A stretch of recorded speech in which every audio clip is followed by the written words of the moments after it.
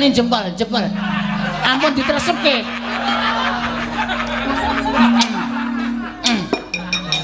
Matur nuwun. Ajeng kula pasang teng wa. Wa apa? Niku lho sing iso dienggo omong-omongan tulisane iku lho. Wa. Wa apa? Zaman mboten modern kok. Niku lho sing gambare bunder ijo, wonten gambare telepon. Wa. WA. Pok, lek nomor manu Gatina Gobomu sitok sumbari kari dhewe mau. Bolo dewa aku. Lek nomor manu Gatina Gobomu sitok sumbari kari dhewe mau aku bolo dewa. Hubungane apa? Aku karo kowe iki hubungane apa? Ora ana wong ngrasani kowe kok nyumbari iki sing nyumbari sapa? Ora usah silak. Ora usah kumbi. Pancen kowe Satriya Digdaya, kowe Brita Digdaya, kowe wong tuwa sing ampuh. Ora usah dadak silak, ora usah dadak kumbi ayo. Yen iya, yen ora ya ora. Kowe nyumbari Baladewa ya ngono apa piye? Aku ki ora nyumbari sapa-sapa ya, Mas. Astagfirullah.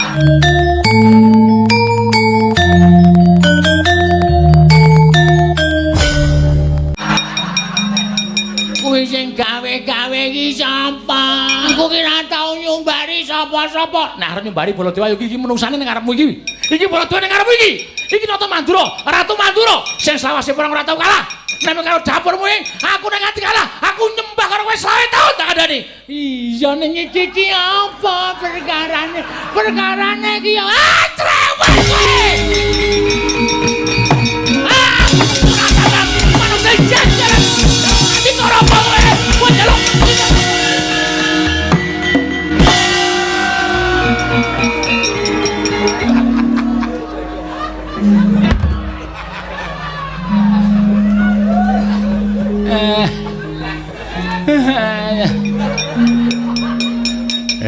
Nek ora tak ngono ki ra ilang glelengmu.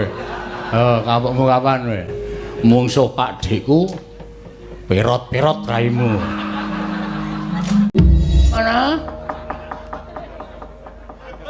Wah, tudengku ilang sik. Tudinge ilang kesusu slamet ayo. Anak-anake ora bakal meneng nek ming Bapak Artok Gendhasikara. Salah siji mungsuh ora imbang ya kerubut ya terus ya. Heeh. Ayo sambat kowe. Urek perange, urek ya ben. Piye? Hah? 3 serangkai Dono Kasino Indra ya terus. Siap memberantas kejahatan. Torine kaya cip dengkulmu melocot ora. Ayo muni ya kowe, ora menang nek mungsuh Semar. Semar anggrise ana anak-anake niki ora Gendhasikara Semar, ora bakal iso kelakon. Ya, Tru? Heeh. Padake apa? Sik dandan-dandan sik. Dandani ya. Padake sembietengan. Wadih. Remuk sirahmu.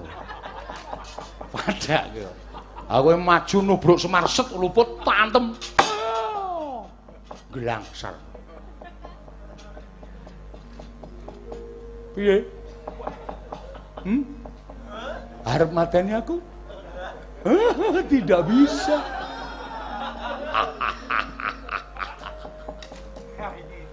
Yes. Nyepeleke ora. Rumangsane padake. Wes lah. Nganter kowe. Nganter tenan kowe. Awas kowe. Piye Gong kok ora wani bales? Tangane dhewe banget. Sampleng aku mesti muter itu. Ha kowe dikeplak kok aku dikeplak ngamuk bales. Ayo aja leren ndak. Asat keringetmu suda karusanmu. Kowe mbebeda karo Degya Kalawereng. Oh, ladal. Ketiban daya kemandenku ora padha tiba, ora ndiyotut bebayu. Aja dundang Kalawereng legane ngati.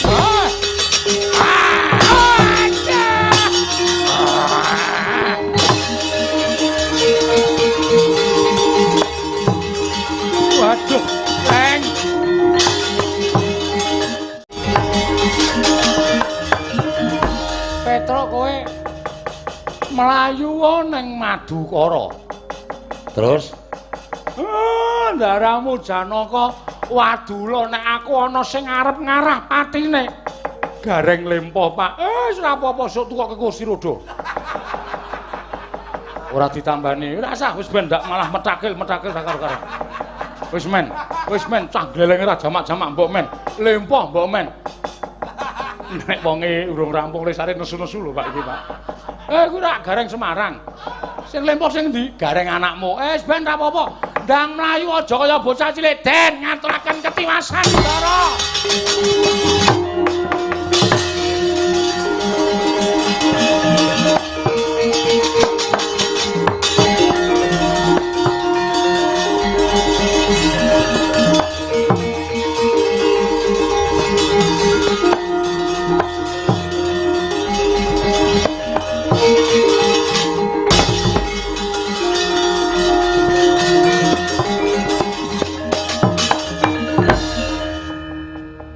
Petro, nggih. Melayu-melayu eneng apa? Lah ndara enten apa kok teng Jawi? Kasatriyan Madukara kok mboten dilenggahi malah teng Jawi ning rangkah kasatriyan. Petro. Penggalihku ora jenak.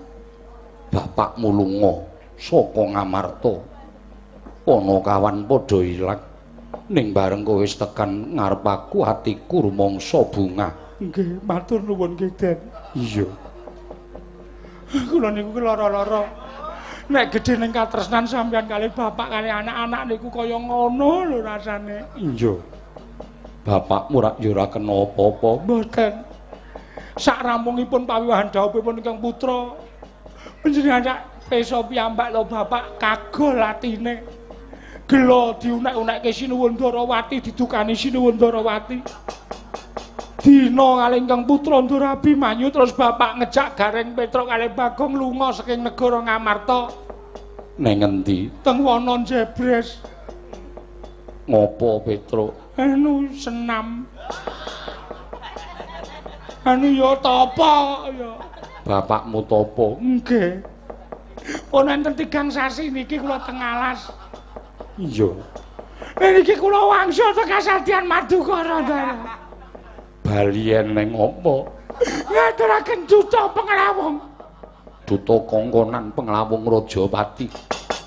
Sapa sing tekaning pati?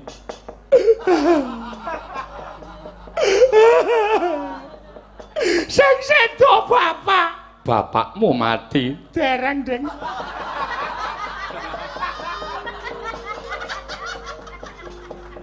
Dereng meh. Meh. Nggih. Sebabe apa? Enten buta. Namine Kala Wereng. Sing ajeng mateni kalih bapak.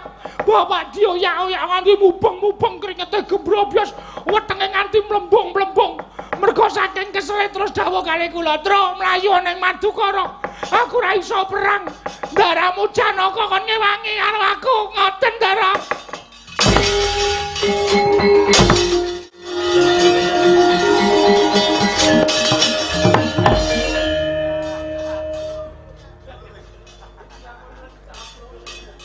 Melayu kok karo nyampluk ya. Umpama Dundaraku ngono wis tak unek-unekke.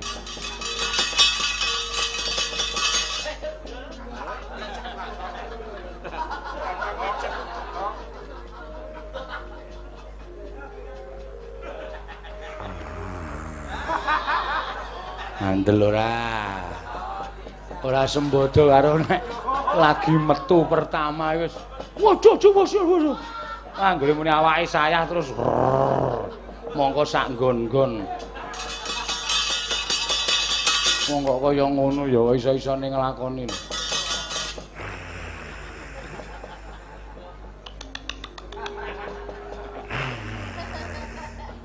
Wong ora duwe untu kok kerot iki lho. Sing kerot ki nggon apa?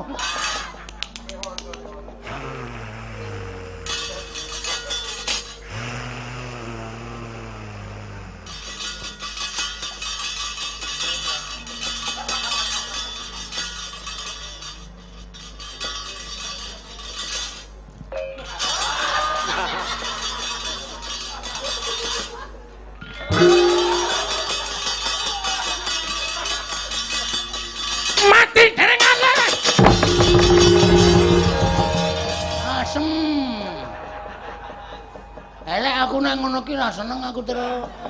Gojek sing apik-apik wae rasa mlotroke kathok barang. Mula kok aku obah kaya sing nyabet-nyabet. Bul kesabet kon aku dhewe benake. Tunjukke terus, gah.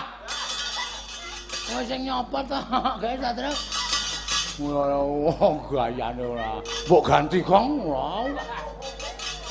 Nganti kaya bolongan iki wis enem. Suwek kok saking ngambane. Kowe nek nganggo rasa kleru apa piye?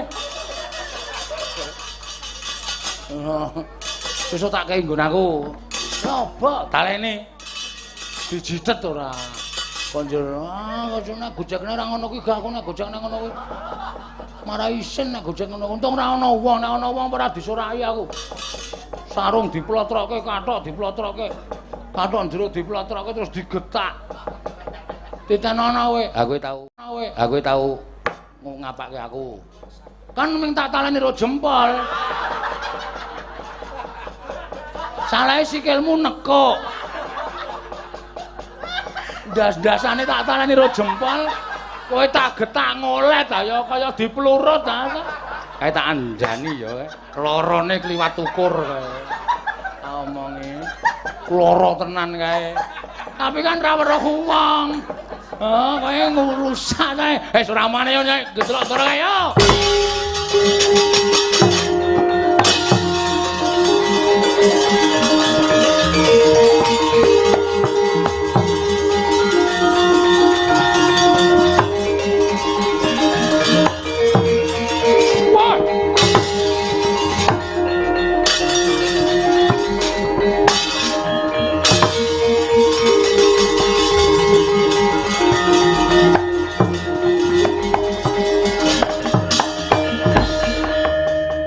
Para Sang Arjuna semaya kang kamanungsan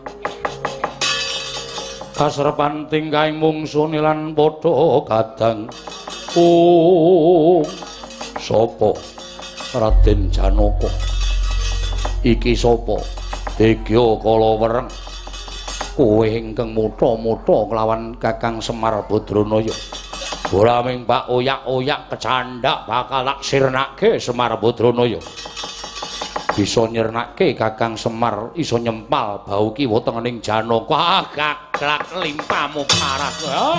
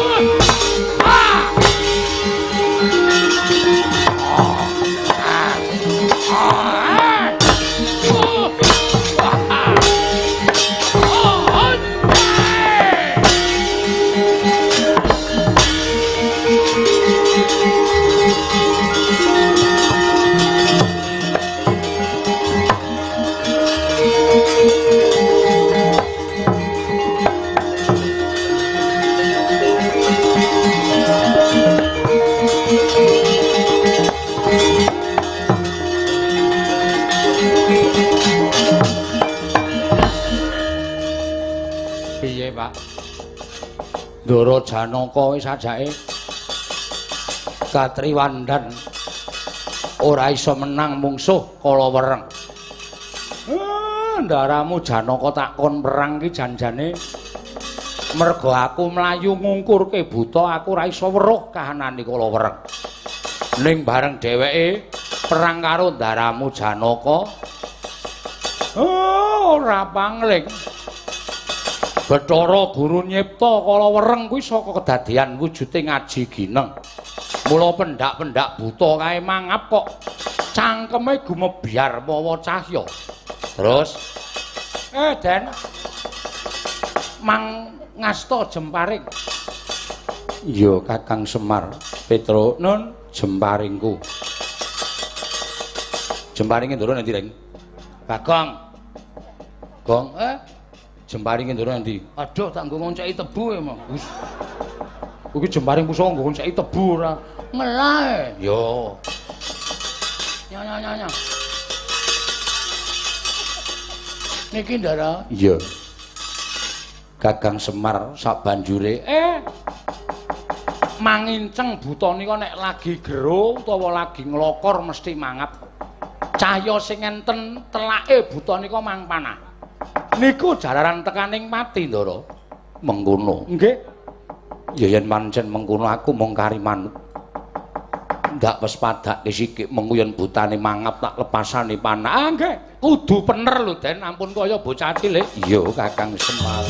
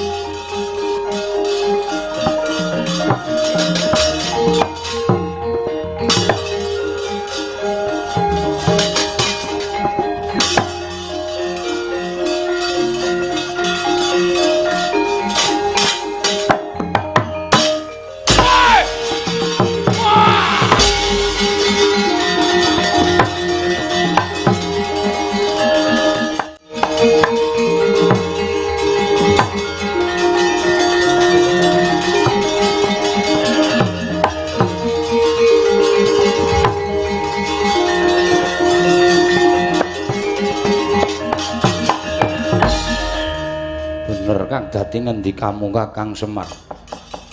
Buta sirna margalayu. Syukur. Temancep mapan wonten ing Aji Gineng. Wekasan Kalawereng sirna margalayu. Iya Kakang Semar nggih. Saniki ampun wedi kangelan Den. Gandeng kula letapa dibebeda kalih para dewa. Awi kula dereken minggah teng Arga Kilasa. Sampeyan mang tapa teng Arga Kilasa. Nek sampeyan tapa teng Arga Kilasa, mengke dayane iso sumundul wonten ing Kayiwangan. Nek dewa-dewa ora trima, mengke mendo marani karo sampeyan ulah tapa. Nek dewa pun tekan Arga Kilasa, mengke nek pun ana dak-dakaning pasulayan kula luruke teng Kayangan Ndara.